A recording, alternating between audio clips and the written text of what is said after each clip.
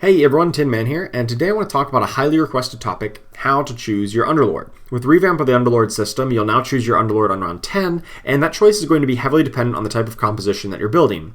Each of the Underlord's talent builds are fairly specialized, which means that some compositions will have a very high preference for a specific Underlord option.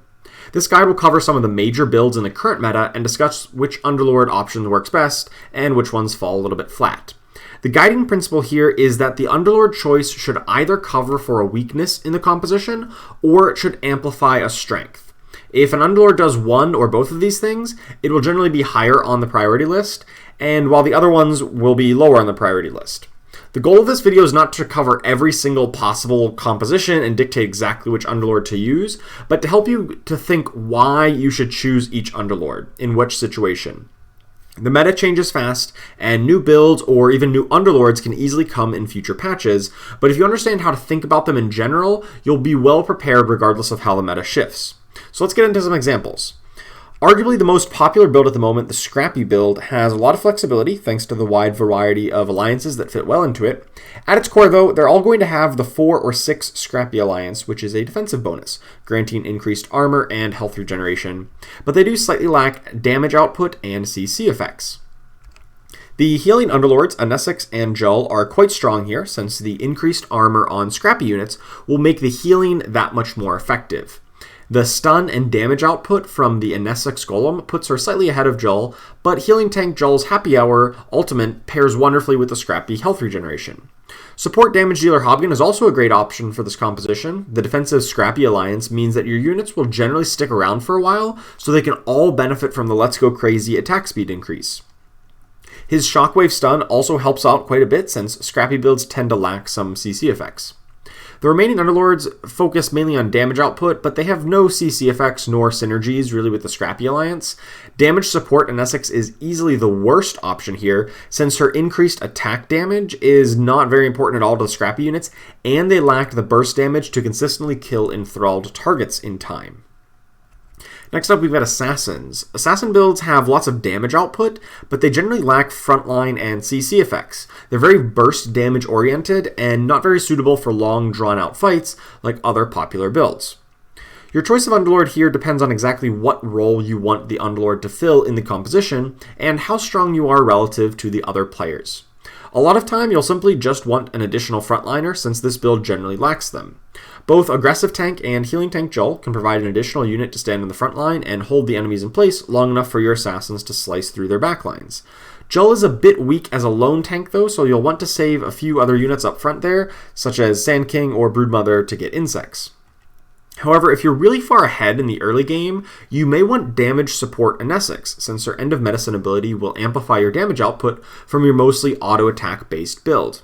The Assassins also have a lot of burst damage and easy access to targets due to the teleport jump movement of Assassins, so they can get to and kill enthralled targets very quickly. Healing support Anessix can provide some of the tankiness and CC through her Golem, but it requires that she stays alive long enough, which can be very difficult given the fact that you don't have too many other frontliners. Same idea with Hobgen, who can provide value in long drawn out fights, but he's not often going to survive that long in an Assassin composition. Next up, we've got the Mages, and mage compositions are built around dealing lots of magic damage, and they tend to have weaker front lines and rely on bursting opponents quickly.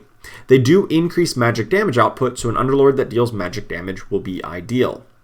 Now, Hobgen, in both high damage dealer form and in support damage dealer form, provides some magic damage to the team. Support Hobgen is going to be a little bit weaker than the high damage dealer version, but it's still a good option if you have a Dragon Knight, since the Let's Go Crazy buff works very well with the Dragon form. The options other than Hobgen are generally a lot worse. Jull might be a bit preferred over Anessix, since he's a more immediate frontliner.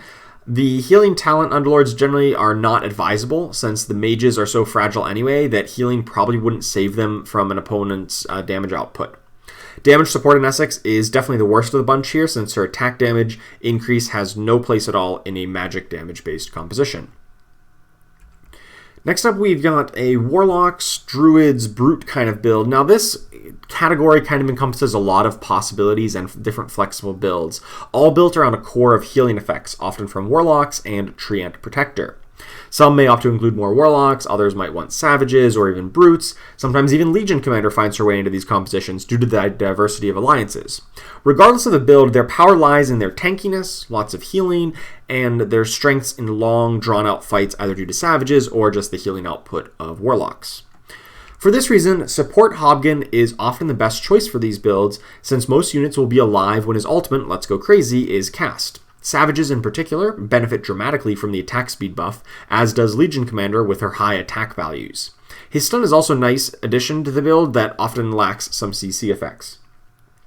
Other options double down on the tankiness and healing aspects. Both Healing Gel and Anessix are powerful options.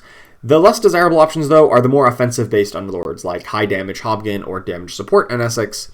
Their forms of damage output are not really synergistic with any aspect of this build. The Knights builds are struggling right now to find some footing in the meta, but they often revolve around a core of tanky Knights, and then a lot of sustained healing from Necrophos, Dazzle, and Omni Knight. This build, more than any other build on this list, is very highly dependent on getting a healing-based Underlord, since their healing output will be amplified by the Healer Alliance. So for that reason, Healing Anessix is the best option, since she consistently heals everybody with her ability, and her Golem is a powerful way to reach the opposing backline, something that Knight builds typically lack. Healing Tank Jul is also acceptable, but he does make positioning a little bit awkward with Knights builds, where you want to get him in the middle of combat, but you still want to keep your Knights adjacent to each other, and his healing output is also inconsistent and localized rather than global to your entire team. If you cannot pick up a healing Underlord, then it may be best to just avoid the Healer Alliance entirely and focus on another variation on this build. For those variations, perhaps support damage-dealing Hobgen is a good choice, since most of your Knights will survive long enough to benefit from the increased attack speed. The remaining 3 Underlord choices have very little synergy with the Knights build, though. Now, this covers most of the meta or popular builds at the moment, but there are definitely still other builds out there, and I hope this guide helps you to think more about your Underlord choice a bit more critically, and can help you make a more informed decision.